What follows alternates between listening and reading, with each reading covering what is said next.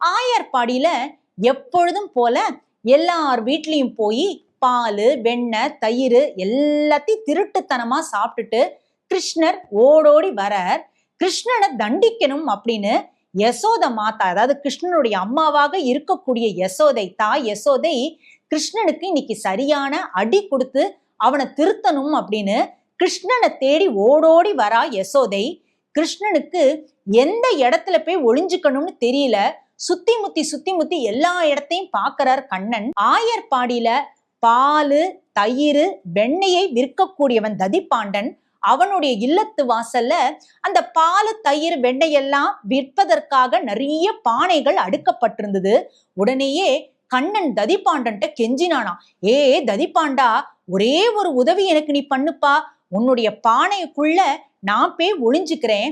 அந்த பானைக்குள்ள நான் ஒளிஞ்சுட்டு இருக்கிற விஷயத்த நீ என்னுடைய அம்மா கிட்ட சொல்லாம இரு அப்படின்னு கண்ணன் கெஞ்ச, சரின்னு ததிபாண்டன் அனுமதி கொடுக்க, ததிபாண்டனின் வீட்டு வாசல்ல இருக்கக்கூடிய மிகப்பெரிய காலி பானைக்குள்ள போய் கண்ணன் ஒளிஞ்சுட்டானா.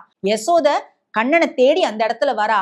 ததிபாண்டன்ட்ட கேக்குறா, ஏய் கிருஷ்ணன் இந்த பக்கம் வந்தானாப்பா ததிபாண்டா அப்படின்னு கேட்ட பொழுது ததிபாண்டன் கூசாமல், இல்லையேம்மா, இந்த பக்கம் கண்ணன் வரவே இல்லையேன்னு சொல்ல, யசோதையும் அந்த இடத்தை விட்டு நகர, உடனே கீழே இருந்து கிருஷ்ணன் குரல் கொடுத்தானா, ஏ ததிபாண்டா, எங்க அம்மா தான் கிளம்பிட்டால, நீ இந்த இடத்த விட்டு நகரு, நீ பானையை விட்டு எழுந்தாதானே நான் வெளில வர முடியும்னு கண்ணன் கேட்க, அப்ப ததிபாண்டன் சொன்னானா, ஏ கண்ணா, உன்னை நான் காப்பாத்தினேன் இல்லையா, அதற்கு நீ பிரதி உபகாரமா எனக்கு மோட்சம் கொடுக்கிறேன்னு சொல்லு அப்படின்னு ததிபாண்டன் கேட்க, சரி சரி உனக்கு நான் மோட்சம் கொடுத்துறேன், என்ன நீ முதல்ல எழுந்துரு, என்ன நீ விடுவி அப்படின்னு கண்ணன் கதற, ததிபாண்டன் சொன்னானா, எனக்கு மட்டும் இல்ல, இந்த பானையும் சேர்ந்துதானே உன்னை காப்பாத்திருக்கு, அதனால இந்த பானைக்கும் மோட்சம் தருகிறேன், நீ சொல்லு, நான் உடனடியாக எழுந்துக்கிறேன்னு ததிபாண்டன் சொல்ல, கண்ணனும் சரி சரி ததிபாண்டா, உனக்கும் உன் பானைக்கும் சேர்த்தே நான் மோட்சம் தருகிறேன் என்று சொல்ல,